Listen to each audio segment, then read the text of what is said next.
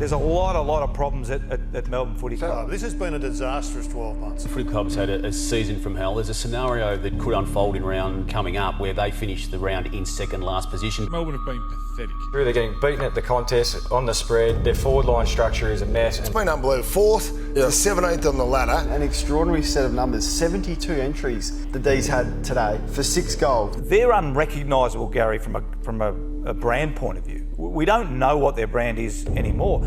So the difficulty, if you're Simon Goodwin, is where do you start? Because it's just been a horrendous year at Melbourne. I've thought about it long and hard, and the only conclusion I'd come to is that last year is an aberration. If we keep saying it's going to turn, it's going to turn, it's going to turn, we might be denying ourselves the reality, and that is they're not that good.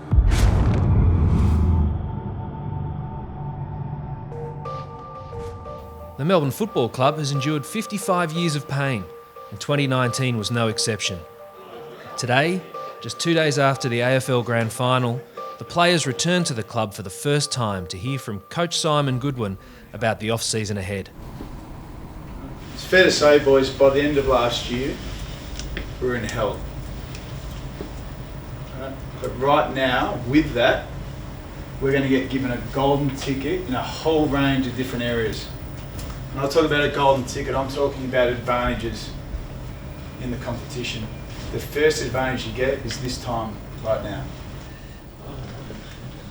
When we get back, you'll be really clear on who we are, how we're going to play, and how we're going to go about it. And then we're going to build it over the summer, and we're going to have a lot of fun doing it. We're going to have a lot of fun. Yep, it's going to be loads of hard work, but we're going to enjoy it. In a bid to overhaul the fitness program for 2020, Melbourne has recruited highly credentialed performance manager Darren Burgess from the Premier League. So, what's going to happen when we come back is we're getting straight into footy. It'll be incumbent on you guys to get the next 5 weeks right, because we'll know if you haven't. My job and the team's job that we've put around you is to make sure that the coaches get you playing the game style from day one. So in a 3-minute running session, run absolutely flat out. So at the end of the 3 minutes, you are you're going to have a 2-minute recovery, and then you're going to go again. So the program up here is designed to morph into the pre-season program so that round one, you know that the bloke standing next to you hasn't done the work that you've done. And I guarantee you the program that we've put together will deliver that for you. In the early stages of the off-season, the boys are beginning to put their programs to the test. I reckon we met Burjo night before, morning of the best and fairest, and went through the program, and there's a few guys that sort of read it and thought, some of these sessions would be pretty tough, but I think once we got right into it, he really knew what he was setting us up for, and hung around here and made sure I got the work in and spent some time just getting my body right. 3 minutes.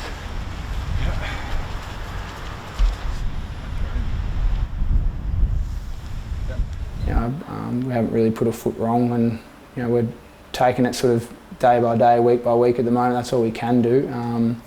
Not really trying to look too far ahead or look too far behind, and I think we'll be in a pretty good position come round one.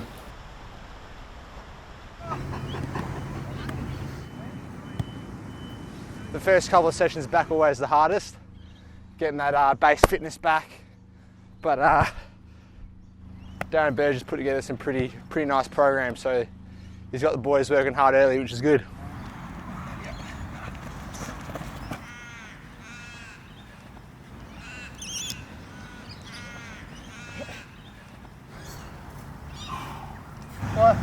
Let's go, last one, let's finish strong. It's really important to try and do your sessions with other boys. Not only does it help you push yourself, but also building relationships, doing the work together creates a bond. So yeah, building some relationships early on hard work.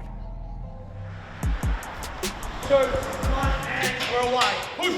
Let's go. Let's go. Let's go. Come on. Let's go, boys. 5 seconds, Maxi. Hey. Oh, yeah. I'm about to give you good news, but you still got 40 to go. Here we go. Yes, come on.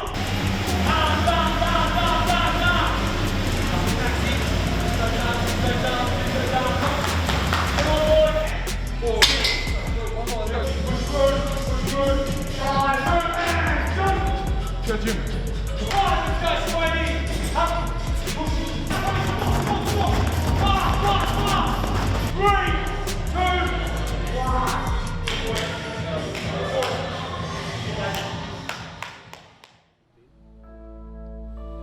Ahead of his 15th pre-season in the red and blue, Nathan Jones informed his teammates he'd be stepping aside as captain, a decision he didn't make lightly.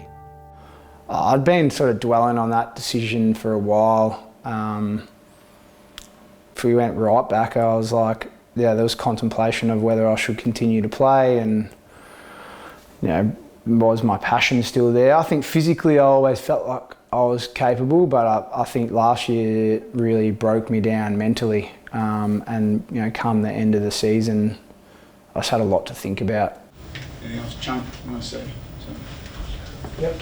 I've been fortunate enough, humbled, very grateful to be captain of this footy club for the last 6 years, and I guess at the end of this year I reflected pretty strongly on a whole range of things, but obviously my number one priority was to make the best decision for the footy club and the best decision for this playing group. So I've decided I'm going to step away from that role as captain. Off the back of that, it's going to require guys to step up and lead. And fuck the narrative that's out there that we don't have leaders in this room, because we can do.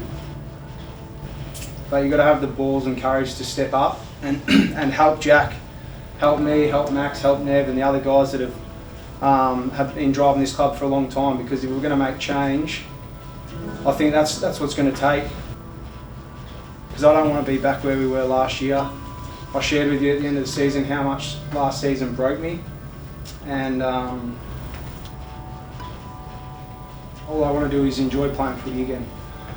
I love you boys, I love this club, and I just want us to win. I want success here. So.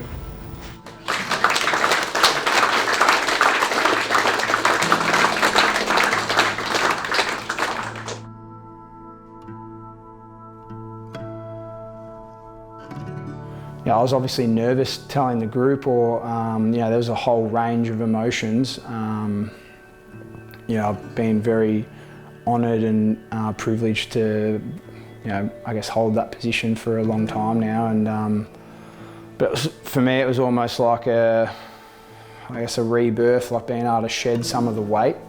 And I reckon, when I was sort of explaining that to the players, I could almost feel some of the emotion coming out. I feel like in the end it had become a burden for me, and I'd taken on not only the disappointment of 2019, but the disappointment of a decade.